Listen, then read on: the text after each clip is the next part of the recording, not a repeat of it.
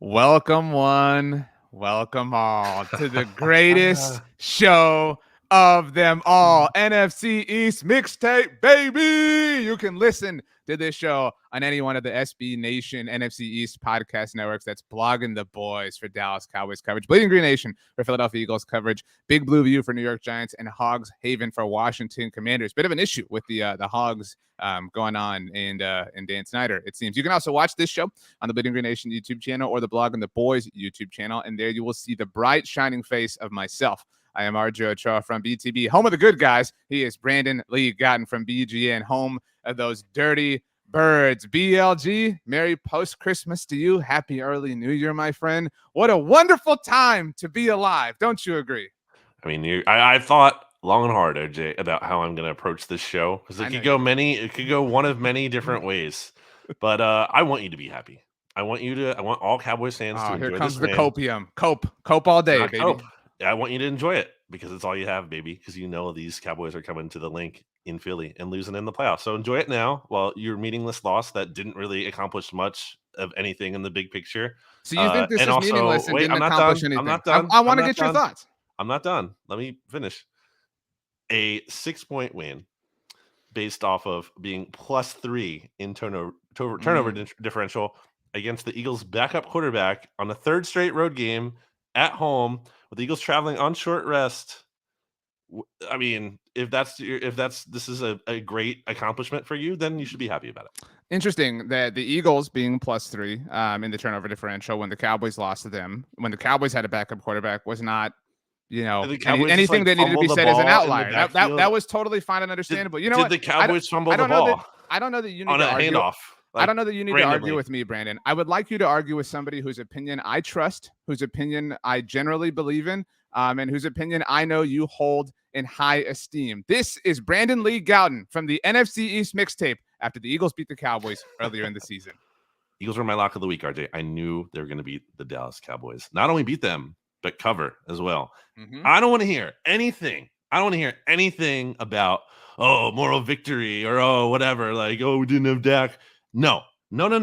I saw all of the writers, almost all of the writers, maybe not every single one. Most of the writers at bloggingtheboys.com were picking the Cowboys to beat the Eagles. You picked the Cowboys to beat the Eagles. I want to hear they were going to lose it anyway. No, that is BS. It doesn't matter that they came back into the game when the Eagles had to get the points. They did, as they've done all time. I don't want to hear anything like, the Eagles, there's some cracks in the armor. Eagles have led by 14 points in every single game this season. They have not trailed in the second half of a game this season. They are one of the very best teams, legit. I don't know why I have to justify that when they're 6-0. And also, I don't know why I have to justify anything here, Brandon. I don't know how all of a sudden now these things aren't true. I don't know how all of a sudden, I have to justify how great the Cowboys are. I mean, no, you said no. I don't want to hear that's BS. You didn't include the part where I said bleedinggreennation.com. In fact, you even wrote to people. You said, if you're scared, get a dog. I don't know if that's an expression that people say. I've never heard that before, honestly. But you picked the Eagles. You picked them not only to, be impressive, but to win. The Cowboys won, and by your own measurement, they covered the same exact way that the Eagles did against the Cowboys. And yet you came in here, you were walking tall. You were like when Jim tells Dwight about the whatever it was, the rock or whatever that's all smug. You were ready to roll. But now when the Cowboys do the exact same thing, it's me. The exact same thing. I smell hypocrisy. I smell hypocrisy of the highest order. You said you were unafraid of Dak Prescott, and he owns the Eagles. I still am. He owns your team. Yes. He owns the Eagles. He absolutely owns them. Having 3+ they had in the turnover Dak difference got the won points when he had to have them. That was a point of credit that you gave to the Eagles. You said they got the points when they had to have them. When Dak had to have it, he torched one of the best secondaries in the NFL. Okay, what about that sequence at the end of the game when he ran out of bounds before the 2-minute warning? Did he win? Did he get the points? Did he put up 40 points on one of the best defenses in the NFL? He allowed the Eagles to have a chance to win at the end of the game when he shouldn't dominated have. A better quarterback one of the best secondaries in the NFL. NFL. Have a chance He at the end of the game. them. He absolutely owns them. He spotted them. He had to overcome a 10-point deficit twice in the same game, and he did. Wait, why were they down 10? I mean, it's football. Crazy things happen. You said it. The Eagles had to have points in that game against Dallas and Philly. They did it, and you gave them a ton of credit for that. But I'm hearing not even 1% credit. Not even 1%. And we didn't make a bet for this game. I came in here, I went back, and if it isn't obvious, I listened to that whole episode, and I came in, I was a little bit pissed. It was a bummer, but I came in and said, you know what? I called that Eagles possession in the second half at that time in the season the best possession that any NFL team had so far on the year, because it was. They had to have points to go put the game away, and they did it. The Cowboys, when they had to do things against the Eagles, they did them. When Dak had to do things against the Eagles, he did them. He had one of the most wonderful, incredible throws of the season on 3rd and 20, where T.Y. Hilton burned Darius Slay. No, that's first of all, that's not true. And look, I'm not trying to defend Slay after this game. I'm not saying that, but that was not his assignment.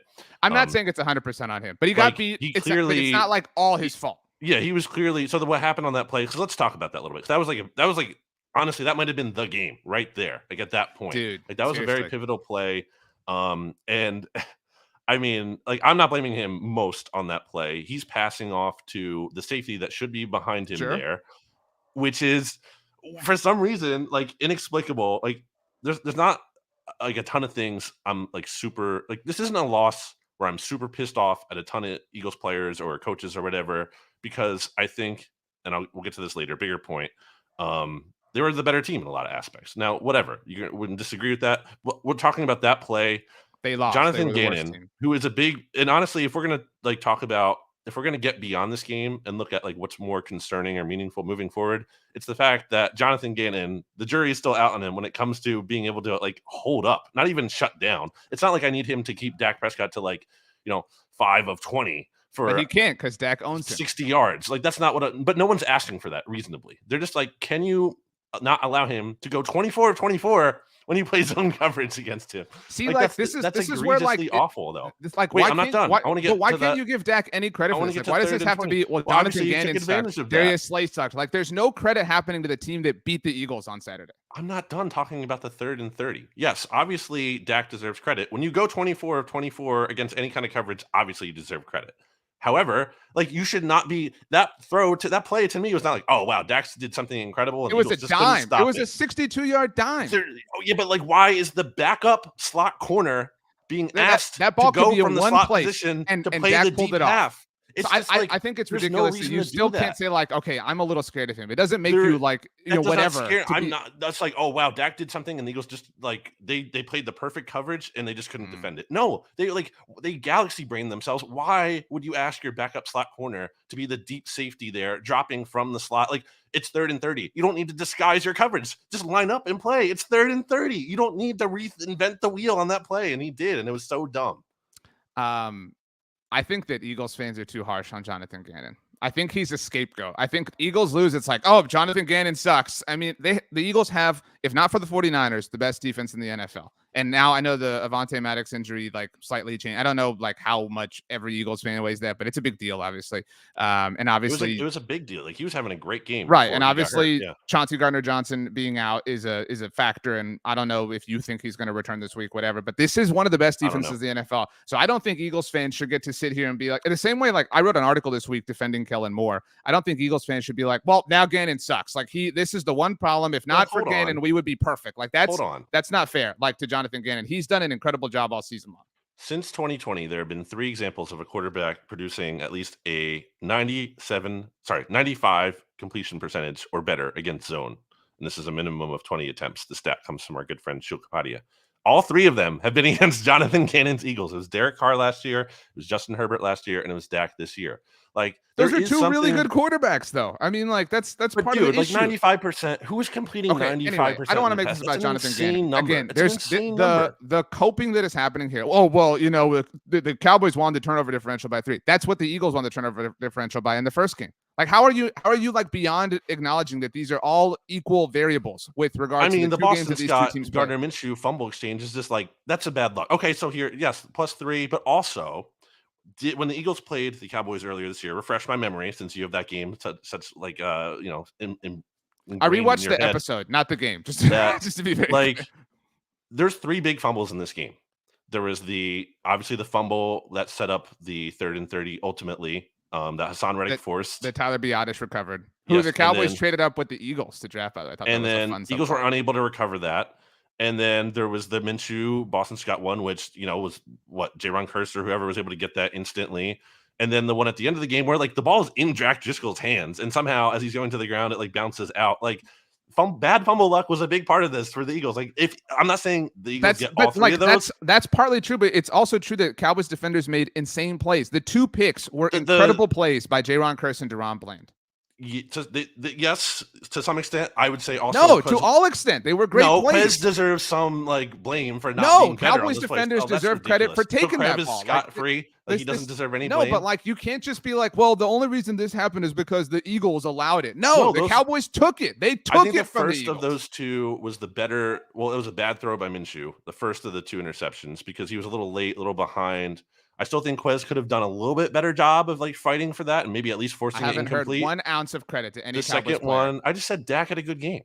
He had an incredible game. He had one of the best games that any NFL quarterback has had all season. He had the pick 6 that was horrible, and he rebounded heroically from it.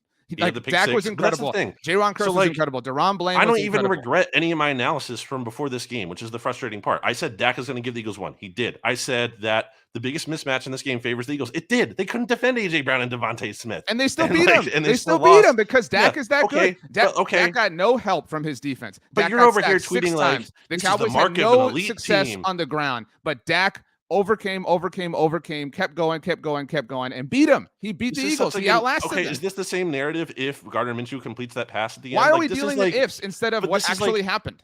Because this is like, their winners write history, and it's like, well, that's analysis can go deeper than that. I don't think it's so many categories. The Eagles outplayed the Cowboys in this game. They outgained them. They were better on the money downs, 3rd down and 4th down percentage. They didn't punt in this game. The Eagles did not punt in this game. They had a lead for 37 minutes and 11 seconds. The Cowboys led in this game for 6 minutes and 39 seconds. If you want to total up combined in the 2 games the Eagles have Cowboys have played this year, the Eagles have led for 82 minutes and 6 seconds. The Cowboys have led for 6 minutes and 39 seconds. So what? Tell me there are games where teams don't lead at all, where they lead on game-winning field goals. This was such a gaslighting game. But again, I'm failing. This is a moment where you don't want to give the Cowboys an ounce of credit, despite the fact that things are so similar, and you came in here and you touted the Eagles win. I just read you the disparity. They are very similar. The turnover differential, the backup quarterbacks, the fact that the Cowboys got points when they had to have them. There is no credit being given. This is coping and moving goalposts. That's all. I want you to think this. So go ahead. If you want to think this, you can think that. I think this is refusing to deal with reality. This is setting up the fall that is going to come so hard, and you're going to realize that it is I don't not think as so. close as you think it is. This is trying to call a spade a spade. That way.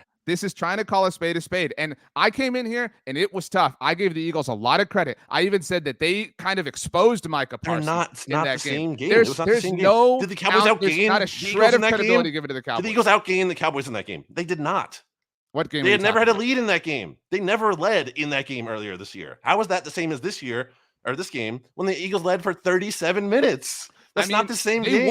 They won, and they put up 40 points on one of the best defenses in the NFL. I don't know how you're just like, oh, that's fine. Like, that's kind of impressive, whatever. That is super impressive. They took, to your point, the Eagles were dominant on offense. They did not punt, although I've bashed Dan Quinn a lot this week. I think the did not punt thing is misleading because there were 4 turnovers. Like, you know what I mean? Like, part of it, but I know, there is something too. The Cowboys literally never forced a 3rd down stop. I totally agree. 100% agree. All I'm saying is, like, 2 of those possessions for Philly were 2 plays or fewer, right? Like one fumble came after 2 plays, one after literally 1 play. So it's a factor. I agree. Yeah, I'm not saying they would have punted. I'm just saying it's a weird like quirk. But anyway.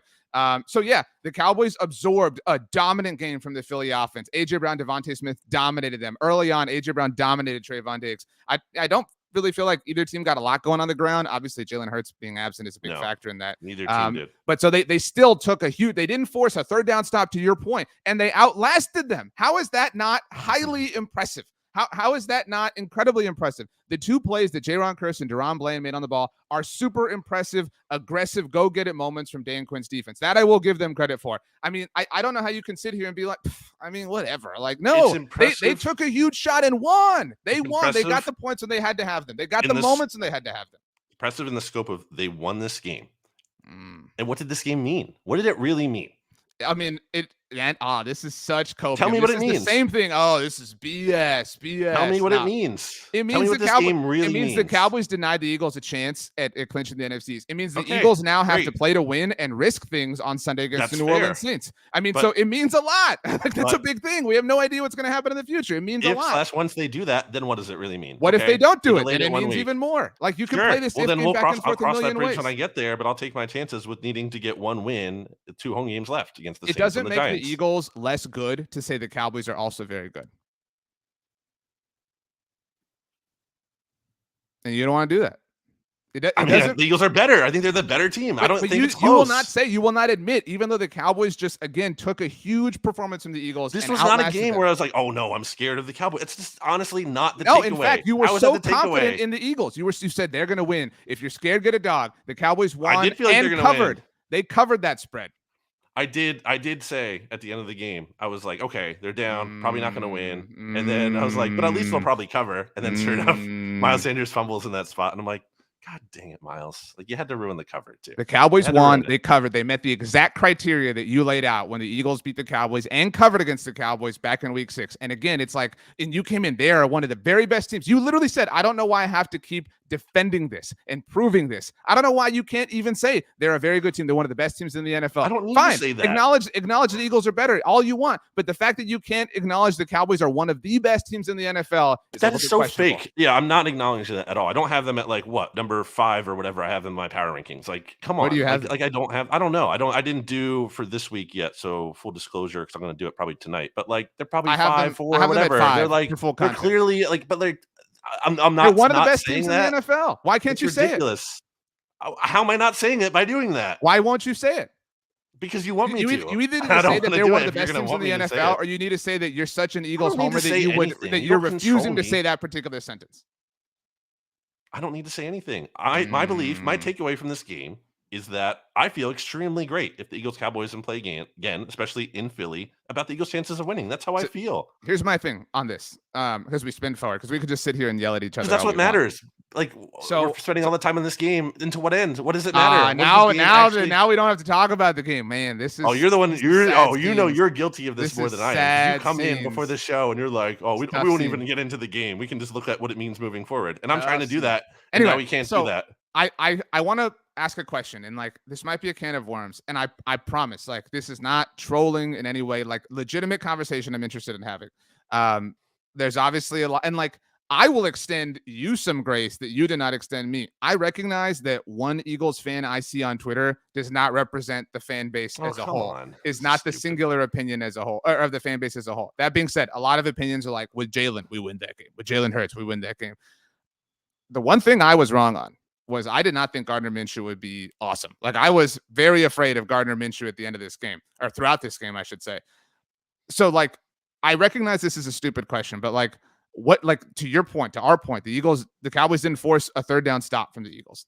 I would argue that 3 of the turnovers were not really Gardner's fault. The Boston Scott fumble, the 2 interceptions were great Cowboys plays. Maybe you want to put some blame on Quez or Gardner, whatever. And you have to. He's been, just as a real quick side, he's been targeted, there's been 3 picks in the last 2 weeks that have gone his way. Like, oh, you're talking about Quez? Yeah. So, like, the other thing I saw in the BGN comments, I saw somebody was like, Quez is worse than Rager. Like, what? Like, just that's not, no. Yeah, I know. Not true. Anyway, so, like, I'm asking you, not like sarcastically asking, where's the Jalen Hurts difference? Like, obviously, like in the run game mobility thing, well, like, that's a big thing. I know, I recognize there's a difference. I'm trying to like uncover that, like, because the Eagles offense was mostly unstoppable without him. I think the composure too. I think that showed up in a couple times where you did mention that in the first episode, by the way. What? Jalen's composure and like calming the huddle, calming presence. Something like that is so, I think, like hard to maybe quantify or in the moment, especially. But when you see it by contrast, it's like, oh, okay, that's what the opposite looks like. And I think there were times where Gardner was a little bit more frenetic. And I think the Eagles coaching point was like, don't take a sack. Don't take a sack. Just get rid of the ball. And I think he did that maybe a little bit too soon sometimes. Like, he would just get flushed and get rid of the ball, which isn't the worst case scenario. Don't force a pick or anything.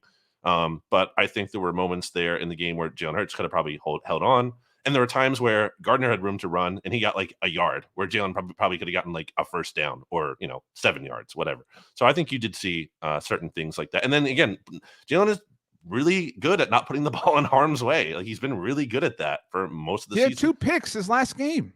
Okay, that's most. I said most of the season, and but again, we're talking about like who they are right now. One of those I think was legitimately on him. The other one I think was a bad Quez play. He threw it to a spot where Quez should have been, and Quez was like way late getting out of his break. Tough days so for Quez Watkins and Jonathan Gannon. And even so, what hurts is like 5 picks on the season. Like, he's still been way better at not turning the ball over than. So I think that's been a big issue. So I agree on the calming presence. This will upset you, and you'll be like, "Oh, it's not real." But like, that's what Dak Prescott offers. That's why like a 3rd and 30 can happen. Like when you have a quarterback who's calm, who everybody believes in. No, I'm not going to say that's fake. Well, so, like, a real thing. Again, that's like he's that dude for the Cowboys. Because like, let's contrast it with Wentz. Like, Wentz is probably going to like freaking get sacked, fumbled in that situation. I will say the biggest. I thought this was the most bitter pill for me to swallow as a result of this game is Nick Sirianni is a very good head coach. He's an interesting fella, but he is a very, very good head coach. There was one moment where I thought the Eagles coaching staff failed. And I don't think this like led to the loss, but it was definitely a factor at the very end. And I don't know what the communication was. I don't know if there was a report. I didn't see any quotes about this. The decision to spike it on 1st down at the very end, like that is such a risky thing. And there was, I believe, 1 timeout left for Philly at that point in time. I understand wanting to save it and hold it, whatever, but like that is such a risk. And maybe you've calculated the risk and you're fine with it, but you burn that down. And all of a sudden 4th down gets there quickly. It didn't bother me a ton in the moment because it's like so much is happening. Right. And I think that's another part where I would say Hurts might have the advantage because I think he might be more composed and realize we can just call the timeout. We don't have to get up to it seemed to me, I could be wrong, that the spike was more about Gardner than the coaching staff. I don't think the coaching staff was saying that. I know you're guessing or assuming or hypothesizing, but you're saying this was a Gardner decision as much as like, Steichen or Sirianni in his head, like get up, clock the ball, whatever. But that's just like, and I don't think that, I don't know that they lose. You know what I mean? Like if they have one more down, I don't know that like they're able to pull it off. But that is a critical. It's a swing. It's not a mistake, but it swings things in one way when those moments happen. Yeah, I mean, I get like, okay, you could do this differently. Maybe you win the game, and that's obviously a big deal. But like, I don't know. It just seems like a little also too like there are already so many mistakes made at that point. You know what I mean? Like the Miles Sanders fumble is huge. Like you can't. This can't happen there, especially after the turnover previously. It's just like that should have been the game. If the Cowboys get in the end zone there, which they had a chance to at the end, then it's definitely the game. So like, I don't know. I can't make the game game about that non-decision, no, especially. I'm not saying you are, but like the 3rd and 30 is easily the most egregious thing. There's just no good. There's like I don't have it in front of me, but I want to look up like what is the conversion rate on 3rd and 30 plus because that's insane. It should never happen. If you buy me a minute, I can get that. There was an article. Just buy me a moment, please. You can. Because it's just insane. There's no good reason. The Eagles, the pass rush is finally coming home, and it's just really and obviously, like, of course, the Cowboys are going to score a touchdown at that point. Like, there's 0 chance the Eagles are going to get a stop or hold them to a field goal. It's just like that's so demoralizing. I saw the win percentage from the ESPN's probability actually went from the 3rd and 30. The Eagles were at 81.9, and then that conversion it dropped to the Eagles being only 64.7. So like that's a huge play. That I think because I mean if the Eagles force a punt there, I forget were they up by 10 at that point or up by 7? But they're in. Go ahead. What was it? Do you remember what it was? Well, I don't have. So this is from Bob Sturm's. You tell me with that, and I'll look at it. Well, this is from Bob Sturm's write-up in The Athletic, which every Cowboys fan, every NFL fan should read. I recognize that Eagles fans probably won't enjoy this. But Bob used Pro Football Reference data, which only goes back to 1994 for this particular assessment. Right. And so this is just his paragraph specifically. Again, go read Bob Sturm. So if you face 3rd and 30 in the conversion, I'm sorry, I lost it right here. If you want to look at the entire NFL, according to this, the 3-decade success rate, so since 1984, on attempts of 3rd and 30 is more roughly 2%, 8 for 374. And then the paragraph he wrote, which encapsulates the moment, like you're saying, says, so if you face 3rd and 30 in the 4th quarter of a game you feel like you must win, if only because the morale lost by dropping a game to a rival with a backup quarterback would send the franchise's loyalists into a self-loathing holiday where no amount of cold weather can make anyone feel any worse, our recommendation is to prepare for the onslaught of doubters because nobody converts 3rd and 30. Right. That's what I mean. Like it's an insane play, and it can't just be that. Oh, Dak. It wasn't just Dak made a good throw. It wasn't just that. I think Ty deserves an enormous amount of credit for the catch. This is his first catch as a Cowboy. It was a good catch, but it's just his first game active in like 2 years. First catch as a Cowboy was amazing. It is. I know Slay isn't necessarily responsible, but it just and theoretically, it is kind of like how do you let someone get behind you? Like that's literally the one thing you cannot let them do on third and third. Not You can't only let anyone get behind you. not Like only play a someone, billion yards off. but it's You like can't how let do anyone you? get behind you. It's one thing to let, like, all due respect, Alan Lazard get behind you, right? But like, how do you let T.Y. Hilton or Hollywood Brown or Deshaun, you know what I mean? Like Deshaun You know Jackson, what like exactly. how You do you know how do you what's let like a coming. burner get It's behind you? that's why. But again, that's why it's crazy to me. There was like a disguise. Why are you disguising? It's like just you know what they're gonna do, and be in position to prevent it. If he mosses you, if he makes a great catch, well then that's it. It is what it is at that point, and you'll live with that. But you can't live with him running behind you. It's the one thing you can't allow them to do in 3rd and 30. I'm fine Crazy. understanding that the Eagles offensive, Cowboys defensive side of this ball or side of this game is like difficult to properly weigh and contextualize. I do think like I'm at a point with Dan Quinn, and we talked about this a lot at BTB, but it's like this is the guy, like this is who you're telling me is like, you know, dragging this team. No one likes their defensive coordinator But like unless you're like that's a it. Well, 49ers everybody fan. loves D'Amico Ryans. That's what I mean. Obviously. Unless you literally have like Right. the best defense in the NFL. Well, that's what like that's why like unquestionably. you know you're maybe I don't know if you're throwing like or giving Dan Quinn some grace the way I did Jonathan Gannon.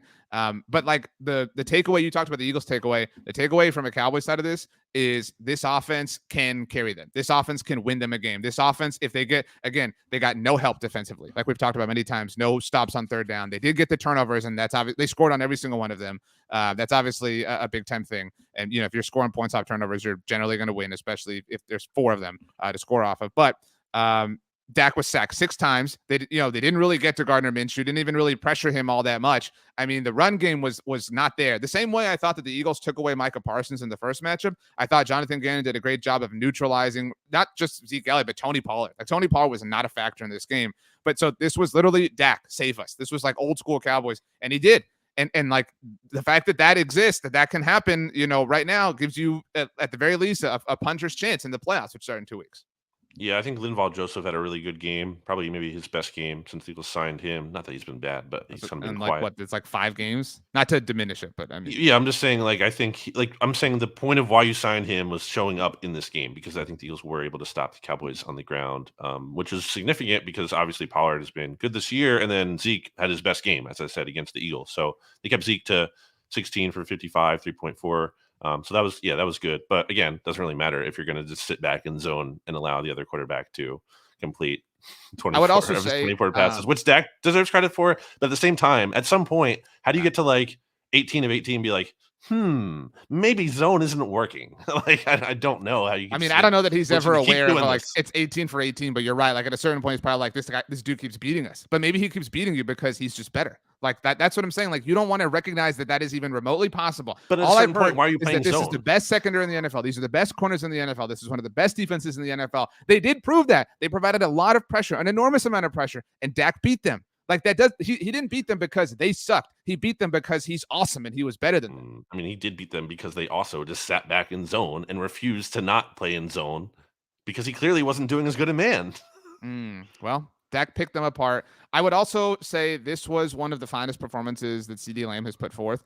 I know you don't watch the Cowboys obviously as consistently as I do, although you did tell our friends on the Birds versus Boys podcast that you care more about the Cowboys than the Eagles. So maybe I'm not giving you enough credit in that sense. I love Amari Cooper. I will forever be pissed off that the Cowboys traded him away.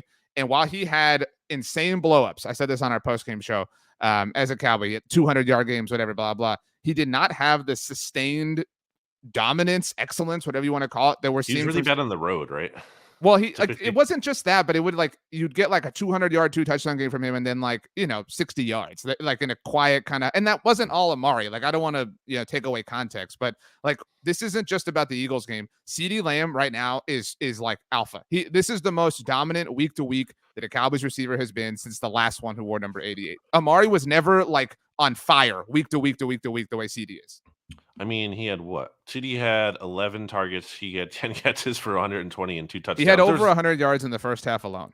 There was a coverage bust in there, which certainly didn't help. And I think Slay was responsible. At least it looked like more so for that one. One thing I wondered about was why it's frustrating to hear how great like Eagles, Darius Slay a Pro Bowler, James Bradbury a Pro Bowl alternate. They've been great, but then like they didn't. Last week you hyped up the alternates. You said the Eagles have 15 Pro Bowlers between their starters and their alternates, and now it's frustrating to hear credit given to them for that. No, I'm saying I didn't let me finish. I'm saying it's frustrating to like think about that, and then why can't we at any point maybe match them up? Because they weren't really doing that. They weren't shadowing CD. Like they were just like comfortable with having CD on Josiah Scott, the Eagles backup quarterback who has struggled. It's like maybe at some point, like try out Slay or Bradbury against CD. Like maybe just try it for like they didn't do that. So again, I don't think Gannon's the only reason they lost, but like it's just I don't know, man. It's hard to stomach sometimes. Where it's just like it's tough that you didn't even try to do some of these things. The Cowboys did do that early, and they adjusted in the second half because they were the Eagles, and they talked about this on the broadcast. The Eagles were putting AJ Brown in the slot and therefore forcing Trayvon Diggs to defend the run, and that just I know the Eagles didn't like gash the Cowboys, but it's not his strength obviously. And AJ got him bad. What was it, like a 46-yard catch early on, and it did the second play of the game. It did feel like after that. Trayvon held on for a while and obviously had the horrible bust on the Devontae touchdown. That was just like, that's when the game, you talk about 3rd and 30, the Devontae touchdown felt like, okay, this is over. Like, that was a great play design and the aggressiveness to go for it there. You have to give Sirianni and Steichen a lot of credit. They were setting that up all year. I've even given Jonathan Gannon credit. I mean, I'm giving credit out all over the place here. That was the same play from earlier in the Eagles Cowboys game, the one from earlier in the year where like Parsons was being optioned and Goddard was coming across, and then like, oh man, I thought Goddard was awesome, by the way. Like him being back is. See, like this is not a two-way relationship. Like I can sit here and objectively say how awesome some of these Eagles players are. I just gave CD credit. What are you talking about? I just read his stat line. See, you're just whatever. Anyway, I don't know about that. So I did not read his stat line. Goddard, again, another insane thing. It's like he has 3 targets in this game.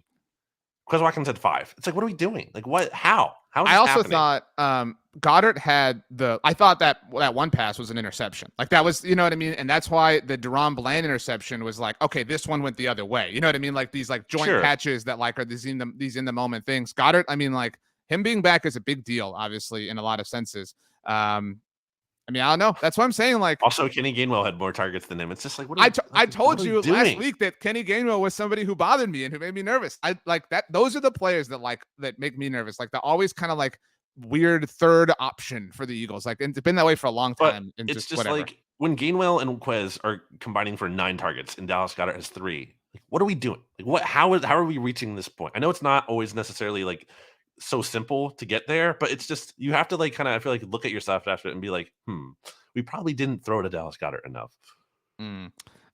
For what it's worth, the Cowboys, CeeDee Lamb led the way, 11 targets. Tony Pollard had 8. Michael Gallup had 7. Gallup had a rough first half in this game, had the sun glare touchdown mishap that led to him not catching that. We're recording on Tuesday. I don't know if you saw this, but Jerry doubled down. I mean, it's the dumbest problem in the world to have. Like it is truly. Also, no sympathy. Ever. Like you control that. Like Jerry, like I can't have any sympathy for you if you're building the stadium like this. This is admittedly off the top of my head, so like I have no data to support this. I can't recall a time where an opposing team player was like impacted that way. But I can recall many times where the Cowboys, had issues, especially indoors in an indoor stadium. Well, and it's reached a point now where like some fans are like, well, you know what? Like that's on Kellen and Dak. Like they can't, you know what I mean? They can't attack that. It's like what that is the stupidest thing. Like you can't just ignore half of one end zone on in afternoon games, but whatever. But so I thought Michael Gallup rebounded well. Jake Ferguson, he's good for like every 2 weeks, like a one catch for like 20-yard game. Like that's what he had. He had the 24-yard big time conversion. Overall, Tyron Smith kind of struggled. Obviously, it was his second game at right tackle. You know what I mean? So, bit of a rough sort of thing to ask him to stop this pass rush. Hassan Reddick has been really good. Right. I thought Tyler Smith, though, was awesome. Like, I mean, didn't play a perfect game, but for a rookie going up against this front, I mean, he was incredible in this game. Just a really, really strong performance. Brett Maher, 8 for 8 on all kicks. Like those matter in close games like this. Like if you can go 4 for 4 on field goals, obviously that field goal at the end made it a 6-point game as opposed to a 3-point game. Like those are the things. And so I don't know that the Cowboys are going to win the Super Bowl. They probably won't. I mean, because it's very difficult. It's difficult to take one team against the field, but they are absolutely a team that can. Like they had proven that before Saturday, but Saturday only accented that point to me. Yeah, I mean, it's the Eagles, it's the Cowboys, it's the Chiefs, it's the Bengals, it's the 49ers.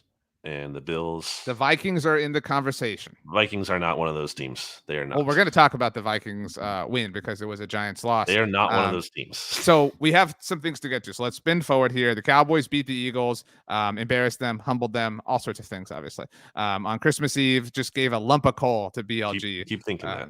But, tough scenes to have your lock of the week. For the first time ever, we had opposing locks on the look ahead. Brandon took the Eagles. And I'm still ahead. The Cowboys. But you lost this one. You lost because you locked still ahead. Eagles, just like and Eagles I won are still ahead in the locked standings. The Cowboys.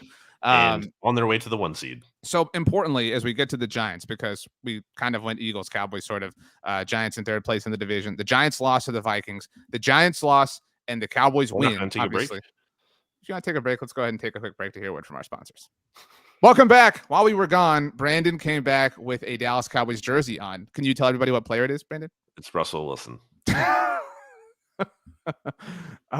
Isn't it really funny to think about, like, he had a list of teams and like all the demands this dude was making, like what a just, oh my gosh, like all time just sort of thing. I like the Nickelodeon broadcast though, by the way. I know that's not like super related to what we're talking about, but I did tune in to the end of that. The Broncos Rams game is what Brandon's talking about on Christmas. It's really fun. I like it. It makes football like a little bit less serious, which I think it needs to be sometimes, because admittedly I get when a game reaches that point of comedy, like what that game was. Agree. Yeah, it's helpful for something like that. It's just fun. It's like, oh, there's slime on the field and then there's slime in the crowd. It's silly. It's like, it's good. I think it's a good way for kids to kind of, have some skin in the game. So because the Giants lost to the Vikings earlier in the day, we had obviously talked about that a lot on both mixtapes that we did last week.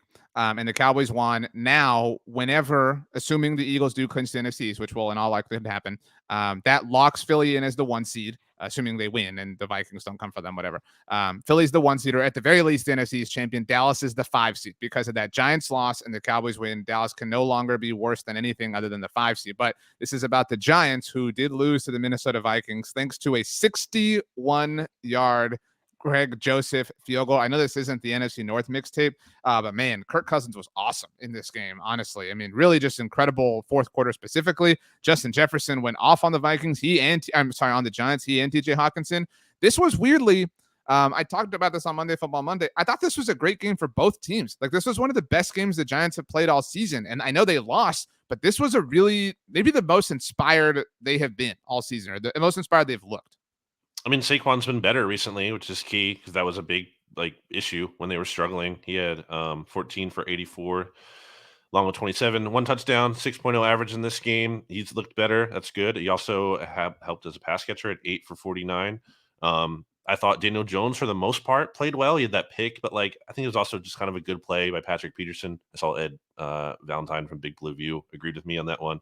So, I don't think the Giants need to hang their heads in shame. Like, they played a close game on the road against a team that's won a lot this year, but isn't as good as their record says they are. It's kind of like the Giants.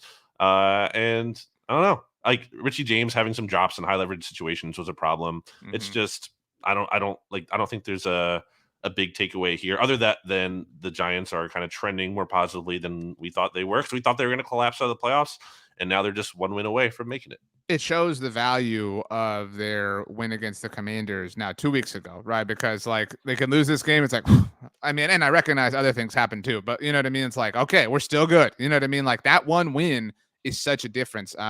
Again, I mean, I felt this way about the Eagles and Cowboys. Like, I felt like it was a great game from the Giants. They just lost to a better team on that day. Like, I think the Vikings were the better team and they outplayed them.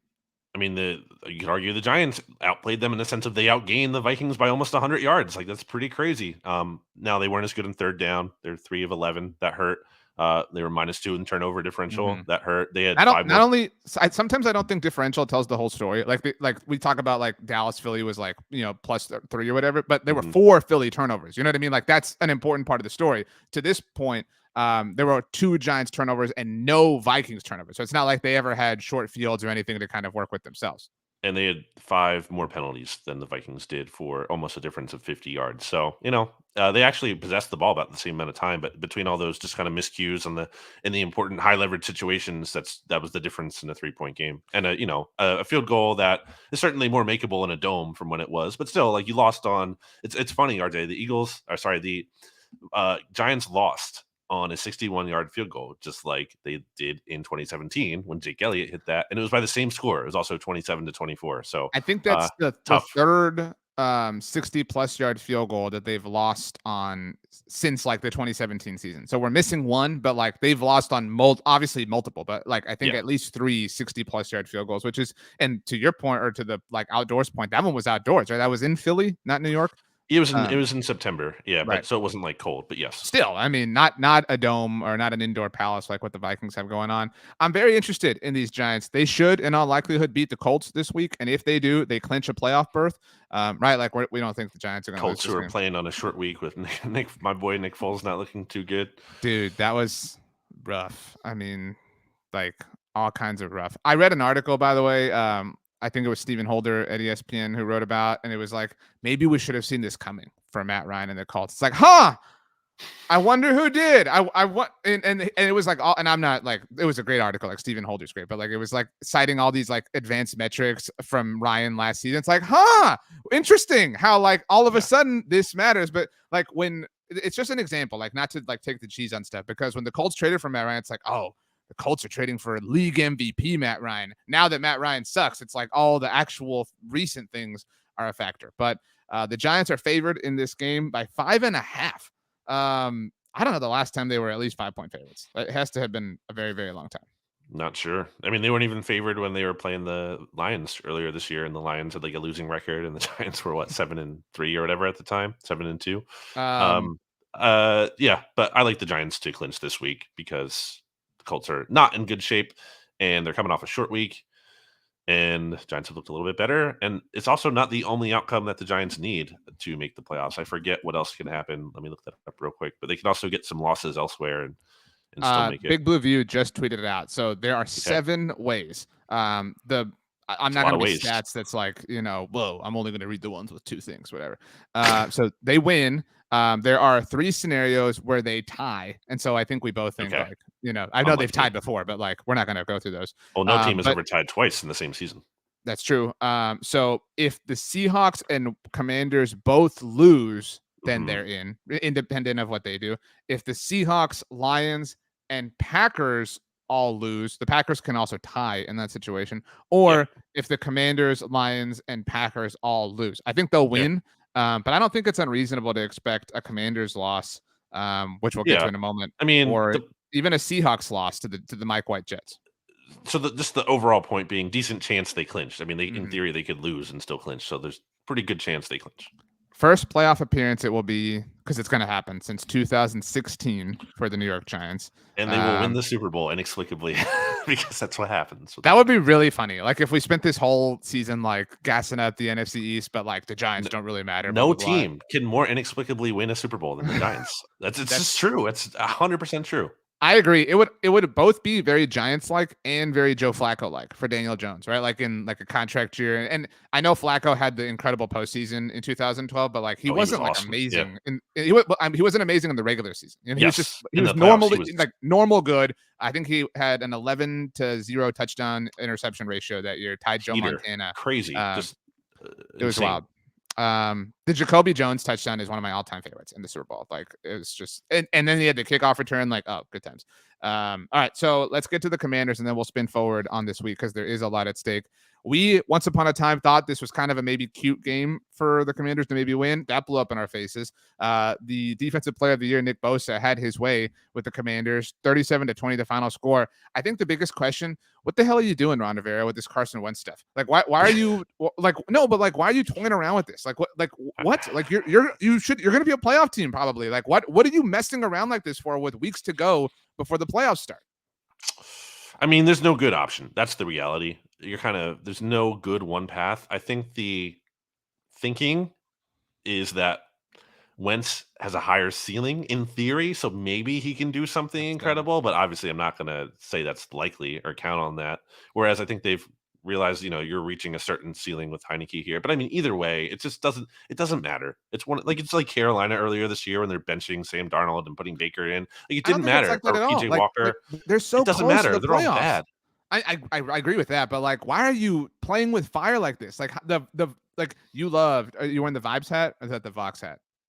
It's company man right there. Like, why would you mess with the vibes of this? You know what I mean? Like, there was the scene with Heineke getting all pissed off when he was taken out of this game. Like, that is bad vibes. Like, you already you live in bad vibes. Like, you're in bad vibedom all the time when it comes to being the Commanders. Why incite this? It's kind of, it feels similar on the subject of Wentz to the quote Rivera had earlier in the season when what was it that he said? I already forgot about, like, oh, he sucks or like whatever, needs to play better. Like, why are you creating? This was not an issue. If you want to limp into the playoffs with Heineke, that's your best bet, I think. But he created a problem when there wasn't one. Big stakes for them this week as if they lose their playoff odds, which are currently at 29% per 538.com, drop down to 7%. They host the Browns, who just lost to the Saints. So, they should be able to win. And by the way, if they win the game, it boosted up to about like 48%. So, the Seahawks have the Jets and they're coming for them. And the Lions have the Bears. They're obviously a factor. The Packers, who do the Packers have this week? Minnesota.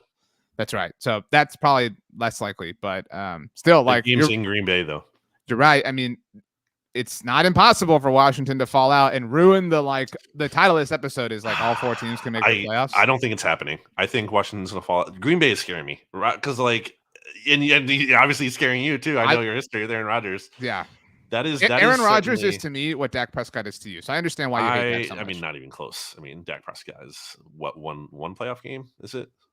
But he owns the Eagles. That's okay. The whole point. So anyway, I don't want Rodgers in the playoffs. I don't care that I think this Packers team isn't that good. What scares me about what you're like talking about? So like Green Bay is 7th seed or not, right? Like obviously, like that's the only way that they're getting in.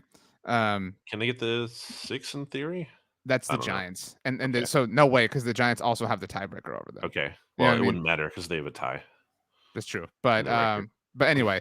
So it's a 7th seed. So like it would be Green Bay, Minnesota. Like it would be the most like both the most Packers and the most Vikings thing of all time for Green Bay to go to Minnesota, right? And win in the playoffs. And like so they could actually disrupt this like reckoning we're all excited and afraid of, this Cowboys Eagles playoff game. But like it would be Green Bay going, like that would terrify me if I were you. Like I would want it would terrify me in the like way it's supposed to terrify you. Like I understand being confident, like the Eagles are a very good team, whatever, but like it's the same way like Cowboys fans don't want to play the Bucks in the wild card. Yeah, you can't just be like, we got it, no questions asked. You can't say that, even if there's like that 1% chance that Brady or Rodgers could go off. It that exists rent free, as you would say, in your head. Like it's in there. You cannot not have it in your head. And the Commanders are going to make sure it happens. I no longer feel confident in them to beat the Browns. I don't know. The Browns look pretty bad. It's tough. So, well, let's get to this coming week and all the kind of scenarios at stake. But before we do, I did want to bring this up. I saw this tweet right now from Front Office Sports. On Sunday, so against the Browns, the Commanders are set to unveil their new mascot. The 2 finalists are a hog and a dog. I don't know if you... That's what the tweet says. A hog and a dog. But I want to read a website that is just about a bunch of different kinds of dogs called Dogs David. Well, Dogs David doesn't make sense. We're going to pass on that. But so if they choose the hog, the Commanders, that is, obviously for anyone, we have a lot of younger listeners. The Hogs is a thing from the Commanders franchise back in the 80s, 90s, like the heyday of the organization, obviously from a football standpoint.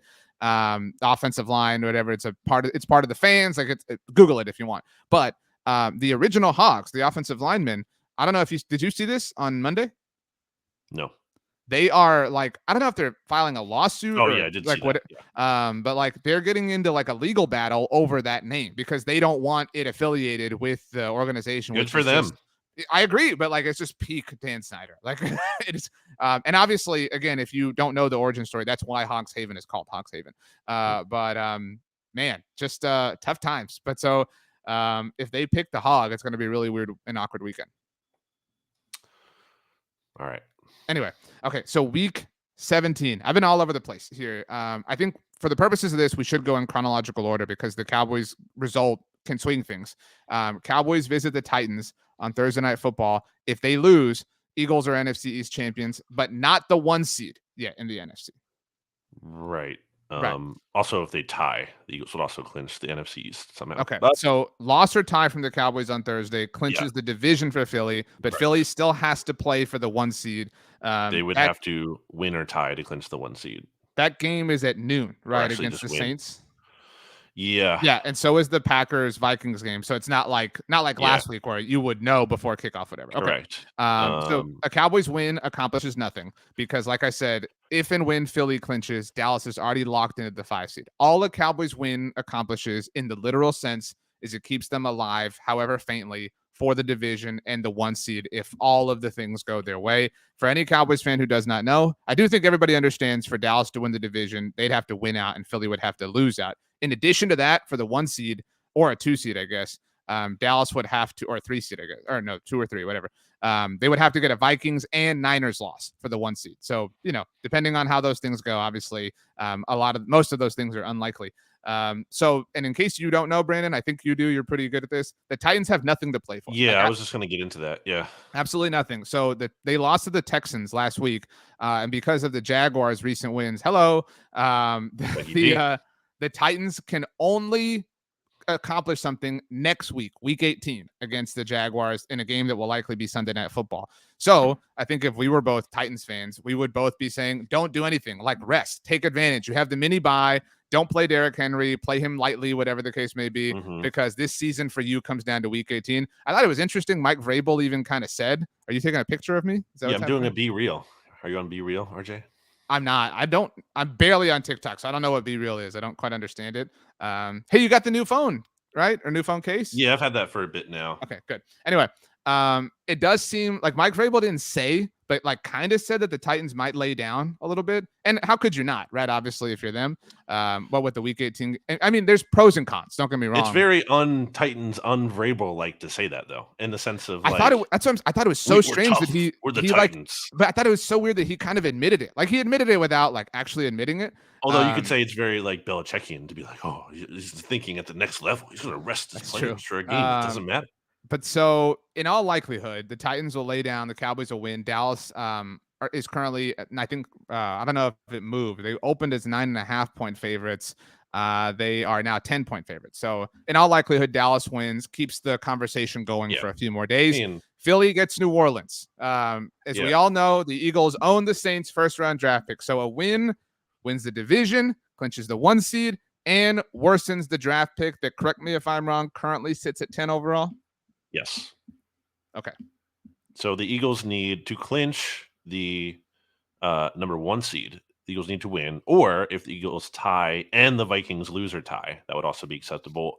And then there's the scenario where the Eagles lose, but the Cowboys lose, the Vikings lose, and the 49ers lose or tie, and then the Eagles would clinch even though they lost, it's not going to happen. But we'll mention it. So the Cowboys were fortunate to escape from their win on Saturday relatively injury-free. That was not the case for Philly. No, that's honestly a bigger concern than like in terms of like the impact of like future moving forward. That was the bigger impact. Losing Lane Johnson, losing Avonte Maddox. And now being, however bad we think the Saints are, being in a position where you have to risk more. And I hate that argument because the implication there is that like Lane or Avonte or somebody wouldn't have played against the Saints even if the Eagles had won last week. Like it's, you can't, like we've said this, you can't rest your entire starting lineup. You know what I mean? Like even if you've clinched everything. So you have 50. You have what, 47 players up for game day? Yeah, you can do 48. Or 40, or if you do the extra offensive lineman, 48. Right. But yeah, point. It's not like preseason. There's literally like 90 players you can use. Right. So again, like I think that's cherry picking like in the moment because like the Eagles lost. Now it's like, oh well, now look what we did. We blew it. Blah blah blah. So whatever. But so Lane Johnson, correct me if I'm wrong, definitely missing the rest of the regular season. Avonte and maybe more, obviously. Avonte probably done in general, right? Unfortunately, I don't know. But the word is, I would say the word definitely is out for the regular season. Yeah, but I don't know if he's out for the season. And the big question is Jalen Hurts, whether or not he's going to play. And he wants to play. He's a tough guy. We get it, Nick. Okay, like we understand. But like, what is your gut instinct there? I just don't think there's a good reason to play him because it's not like, again, you said it yourself. Like Minshew didn't look bad. Like you can win. Can you win with Minshew? Yeah, you absolutely can. You can definitely beat the Saints with Minshew. So yeah, so I think you can't. I think you have to protect Hurts from himself. And I don't know if you saw the report about his injury. It's not an AC joint, which is the more common injury for a shoulder. It's SC, yeah, for him. And basically, there's been different reports. It's a less common injury, so it seems like there isn't like as good of a read on what it might take for him to fully recover and everything. If I'm the Eagles, I just play it safe. I don't play. If Jalen Hurts has to play, then you can play. If he wants to play, you can play him next week if you don't win this game. But you should at least get 2 weeks off, which is the original reported timeline from last Monday of the time he probably needed off is 2 weeks. So then give him the 2 weeks. I feel like it's a no-brainer. You give him the 2 weeks. You can rely on Minshew and the rest of your team to get by in this game. I just feel like the Saints are not good. The Saints are not a good team. They've won 2 games on the road this year. One of them was this past week against the Browns, where they got outgained. Their quarterback had like a 44. Andy Dalton, your boy, had like a 44.6 passer rating. Like they didn't even play well, and they won the game. It was against really the Browns. gross. And the other win was in week 1 when they came back against the chokiest chokers of all time, the Falcons. So like although they should have won a few weeks ago in Tampa, they didn't. But they played well enough to win that. But some the of Bucs don't look good either. It's just like they're not. The Saints just aren't. You should. The point is, it's not like, okay, we played Minshew when we should have played Hurts. If you lost, like no, like there's a bigger failure there. You need to, if you go out and get Gardner Minshew and you have this confidence in him as an organization to be your backup quarterback, you need him to be able to win one of these last 3 games. I feel like. So I'm a big believer in, I say this a lot, I may have said it on a podcast with you at some point, in making decisions when you're not emotionally compromised. So like you, Brandon, you random BGN radio listener, whoever you are, what did you say last week? You should have told yourself, okay, if the Eagles lose to the Cowboys, what? You know what I mean? Like if you're somebody who said, if the Eagles lose to the Cowboys, I want Hurts in against the Saints. And if that's what you said, then like, hey, you know what I mean? Like you were not emotionally compromised when you made the decision. But if you said, look, I understand that if we lose to the Cowboys, tempers are going to be hot. We're going to be emotional. It's going to be a rough week around here, but it's still not worth it. If you're somebody who said that, trust yourself. And I do trust that that's what Sirianni and everybody else have done. Yeah. They have said, like, you cannot overreact to this loss because, like we said, in the grand scheme of things, it didn't mean anything. I understand it frazzled people a little bit, but like, it's not worth it. It's not worth it when you've come this far.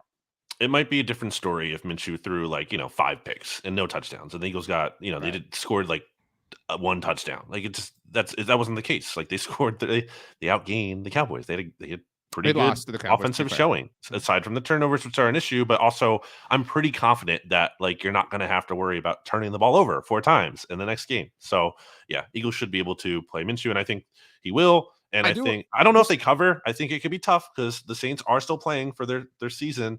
But I do think the Eagles win. So the line at the time of recording is 7 points.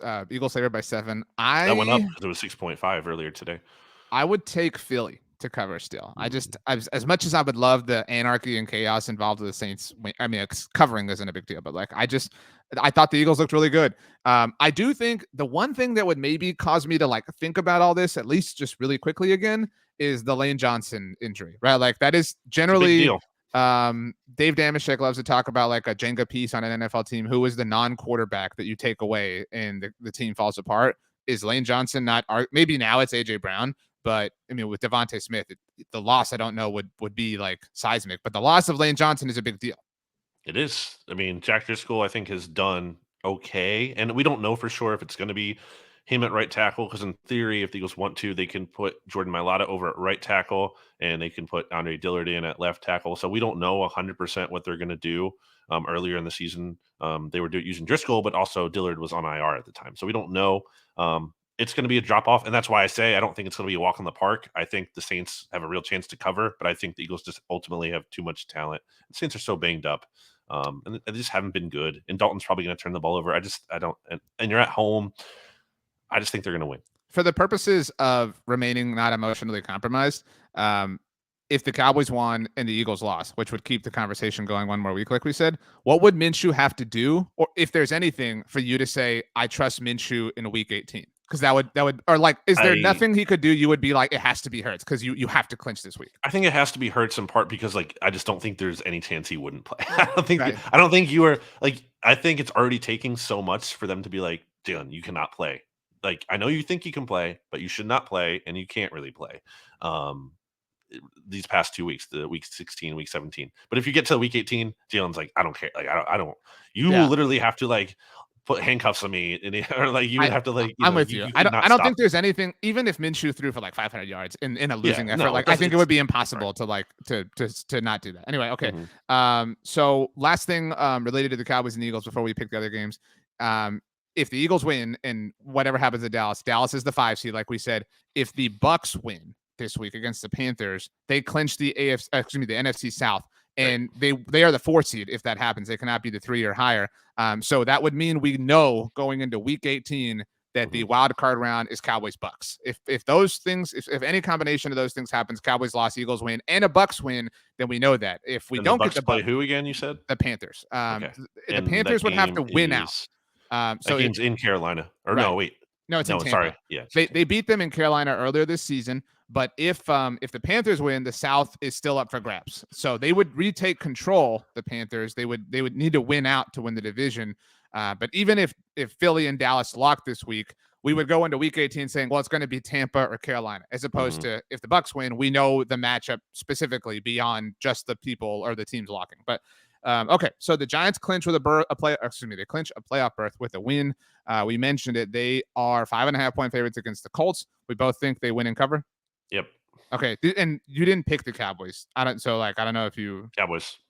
And do they cover? I mean, it's 10 points. It's a lot of points. I mean, their offense is not very pretty. The Titans, especially if they might rest like Derrick Henry. I don't know who has the most injuries in the NFL, like starters, but they might be like they have a case. Like they are all sorts of beat up right now. It's Malik Willis has not shown a lot to be impressed by, so just really tough times. Yeah, I don't think Tannehill is great, but like there is a big drop off between him and Willis. They've lost 5. They could lose 6 games in a row and then win an effective playoff game and get in. That's pretty crazy to me. But anyway, I like the Cardinals last year.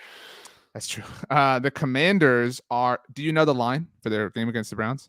I'm gonna guess the line. An original segment only done here on the NFC East Mixtape and no other podcasts. And nobody who roots against the Philly team, maybe like in basketball, or whatever, did this. I'm gonna say it's in. Wait, where is it again? Sorry, it is in Landover. Remember the mascot unveiling? Yes. Okay. I'm gonna say the Commanders are 1-point favorites.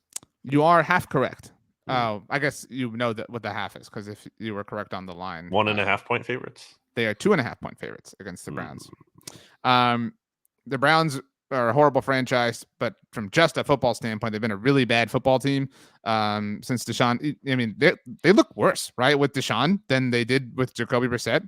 For them, like, I guess, like as far as like the just general like kind of spoonful test, you know. Who would have thought that could potentially bring the vibes down? So it's hard to believe in them. I mean, they on paper have the better quarterback, I guess, especially if Ron Rivera's like messing around with this. I think Watson's mobility is, still something that matters, and I think so. The Browns need to run to win, right? I think that's kind of their biggest thing, and the Commanders' biggest strength is stopping the run. So I don't know. I think the Commanders might have a chance. Who are you picking? I'll take the Commanders. I mean, to cover too. I mean, yeah, sure. Why not? I don't want to pick the Browns, to be very clear. I'll pick the Commanders, but I really don't feel safe about it. Like I don't, because then, okay, let's say the Commanders win, then that puts them in a position where, I mean, certainly they're going to be motivated in Week 18 against a Cowboys team that will probably have nothing to play for. I'm guessing. Well, I don't know, because the Cowboys in the past have had, not necessarily under McCarthy, I can't remember, but I remember under Garrett, they played in that Week 17 game against the Giants where they had nothing to play for, and they went down to the wire and they won. Which I thought was like, okay, you won, but like it was risky. It was really risky, but it was so cool, like the way they won. Like the last second game-winning touchdown to Cole Beasley was incredible. Like it's the ultimate, like, oh, we really wanted this exact result, type of thing. The Cowboys did play somewhat last year in Week 18 in Philly. Obviously, we talked about that at the time. So they didn't. At least like the first half, right? Yeah, and Micah didn't play at all. He didn't even make the trip. Sure, you know what I mean. But like, and if I remember, I think he was on the COVID list, or he was sick or something. So that was part a lot of of teams. Yeah, last year were putting guys on the COVID list, so then they could automatically not be ruled out in the playoffs. Right. But so, I mean, that's the only example under McCarthy. They did in 2014, the Cowboys, when they were locked in as a division winner, though. They did play in Washington, despite having nothing to gain. So yeah, I mean, the last time they like kind of truly laid down was as the 1 seed in 2016 in Philly. And is there a scenario? So that's the thing too. We haven't seen a scenario, I think, where the team needed it. The team they were playing, because like when we talked about that Giants game just now that the Cowboys won, the Giants didn't need that Yeah. game. Well, and none of them, because the Washington and 14 didn't But that's need different it. here. That's a different It's like, do you want to let your division rival get? And I would say, yes, I would say you do want to lose because you don't want Aaron Rodgers to make the playoffs. And that's what I was gonna say. To the point, like a Cowboys lay down next week might let Aaron Rodgers in. I hadn't considered that probability, but that all changes. Oh wait, I had it backwards. Sorry, I thought like. Yeah, if the Cowboys lay down, I'm sorry, if they play to win, right. Yeah, if they play to win, they can let Aaron give Rodgers the Commanders that win. There we go. So Rodgers doesn't get in. It's all the more reason to rest. Yeah, it obviously does depend on the results of this week, and it's not just Dallas. It's not just Washington. It's Seattle. It's Detroit. It's Green Bay. Am I leaving anybody else off here as far as like the contenders for that third spot? Yeah, it's Washington, Seattle, Lions. Detroit, Green Bay. So those 4 teams. So Seattle has the Jets. The Lions have the who are they? The Bears, and the Packers have the Vikings. So if hypothetically the Packers were the only team to win this week, then if you're the Cowboys, I think you're like, do we really want this? Like, do we really want to let Aaron? But I mean, if you're super into 4D chess, it's like, okay, let's let Aaron in. And he can win in the wild card round and then go play Philly. You know what I mean? I get it what you're saying, but I don't know. I'm having fun. If they do that, if it reaches the point where they take out the Eagles, then you're not feeling good about having to play that team at that point. Just to like play the example out, like what it would, and this is just all for fun.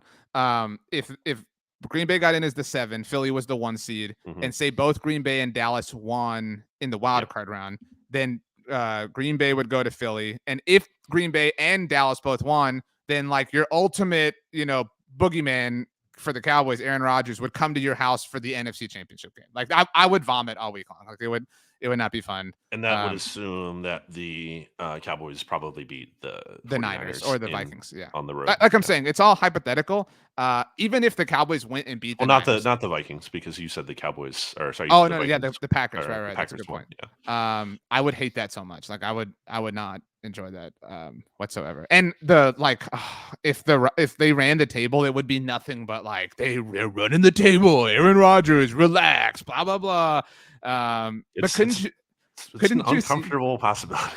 Couldn't you see like a week from now, as we head into week 18, like Aaron Rodgers doing a session like in front of his locker, and he's like, yeah, I called Mike this week and said, hey, if you guys want to play to win, I'd really appreciate that. Ha ha ha. Like, Mike's a good guy. I love him. We miss him around. You know what I mean? Like, couldn't you just see like the smug, like Aaron Rodgers session talking about that next week?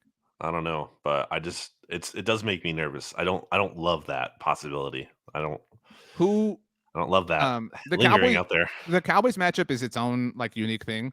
So who is the most terrifying potential divisional matchup for you? Is it Green Bay or Detroit? Because I think you're more I think you're more afraid of either of those than you would be Washington or New York or Seattle. Yeah, I'm not worried about. I know the Eagles lost to the Commanders, but like I'll take my chances against them not turning the ball over 4 times in this game, and also maybe it's Wentz, and you're going to get some turnovers. Oh my God! If Wentz won a playoff game in Philadelphia, okay, I would. I mean, it would never happen, but that would be just incredible content. I mean, okay. Wouldn't hold your breath on that one. This was a fun way to kind of wind down. After I had a great time this episode. I don't know about you. Anything else you want to say? Anything else we're missing? No, it's just been a weird aftermath, because it was like a pivot from, that game to my mom's birthday on Christmas. Shout out to my mom. Happy birthday. I had a good weekend spending time, but it's just tough because it's like, I'm trying to get into like some of, like our post game stuff. And today was like the first day I really could, because Christmas Day I was spending time with family. And then yesterday, still, in the aftermath. So it's weird. It was a Saturday, but then there was Sunday. I don't want. I can't. We do things. We can't disrupt both holidays. It's just not fun to me. I don't like it. And if you are a big NBA fan, then you're like You know what I mean? You're trying to watch that. I was working, trying to do some things, but I wanted to have the Sixers game on because they're on and it's Christmas. Mm-hmm. So yeah. I do think, or I know, like we're a year away. All right, 2024 will start the Christmas on Monday trend. You know what I'm saying? We'll have a good 4 or 5 years before this is a problem ever again. You know what I'm saying? So Hopefully, I that's the thing. I watched Eagles Raiders on Christmas in 2017. that's what I'm So, saying. But once Christmas falls on a Tuesday, you know what I mean? For that well, little run, we'll you be say safe. this as if the NFL isn't gonna, roll out like They're games on coming for every Black day of the Friday week. next year. So yeah, you're right. It could be. Did There you will know be a that? game on every day of the week at some point. It It'll be it here. does get exhausting, and I know you don't play fantasy, but so this week is for many people the like fantasy championship round, and like it is so exhausting when you're in a stressful environment like that, and you're playing against somebody who's like on Monday Night Football. You know what I mean? You're like, oh, I have to like hold this stress the whole week through. You know what I mean? It's just It's tough just a scene. big stretch too from Thursday to Monday. Like that's a big gap, and it's just like that's all 1 week. It's just kind of a, and then there's the Saturday games now because it's late in the year. I don't know. It's just it's a bit much. All right. As we leave, Brandon, I will kindly ask you to tell us your 3 favorite flavors of bubblegum. Bubblegum. Yeah, What do you like mean?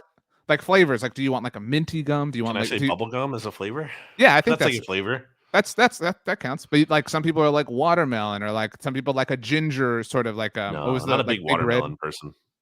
I Mm. don't, and I can't do the big. That's insane. That's a psycho move to me. The It's and like cinnamon gum. some I agree, and some of the like minty ones are too. They're not spicy, but like you ever like chew one of those gums and then take a swig of water, like it's like a fire in your mouth. I So think I like a spearmint in general. Like the green as right. opposed to like the what's the blue mint? I don't know. Whatever So that do you? is. Let me change the question. What's your preferred physical setup of gum? Do you want the stick? Do you want a cube? Yeah, Do that's a you better know? question, I Yeah. think. I think because that's tough because there are a lot of good. Um, I don't think because you got like the big league chew too. You Oh, got that's like the torn kind yeah, of and that's not the answer. like Although the jerky sour looking stuff. apple flavor of that, yeah, is really good. The flavor. I guess I got to go. I feel like the ones you unwrap sometimes can get like a little The paper will stick to them sometimes, like in the wrong yeah, weather. or like Yeah. it could be like a hot day and the gum starts like sweating. Like it's just I don't Mhm. know. It's not the ideal. I think so. I think it might have to be like. Do I have one of these on my desk? I don't. But like the ones that come in like the little. Oh, actually, no. You know what I like is I do like a Mentos gum. I do a Mentos gum right now. Oh, that's a So good they're in the choice pod. because Yeah. they have the Yep. little like hard coating, so like you could even Yeah. You get the. drop it, you know what I mean, or Yep. whatever, and like you're fine. Yep. Wow, what a good Yep. call. Yep.